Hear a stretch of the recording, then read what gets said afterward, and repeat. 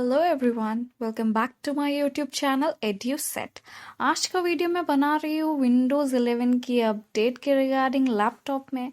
So video को last तक देखें and don't forget to like, share and subscribe. तो चलिए बिना किसी देरी के वीडियो शुरू करते हैं।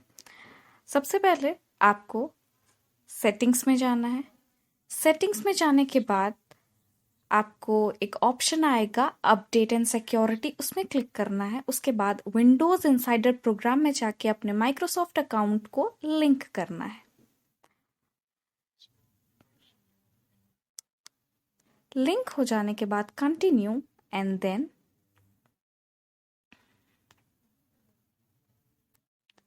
अब ये लिंक हो गया। उसके बाद डेवलपर चैनल पे जाना है, उस पर सिलेक्ट करना है।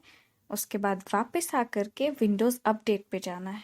विंडोज़ अपडेट पे जाने के बाद चेक फॉर अपडेट्स, आपका आ जाएगा विंडोज़ 11 का अपडेट। विंडोज़ 11 का अपडेट आने के बाद आपको उसको डाउनलोडिंग में लगा देना है। डाउनलोड हो जाएगा, फिर आप प्रोग्राम को इंस्टॉल कर लेंगे। ये रहा आज का video. That's all for today. Thank you for watching.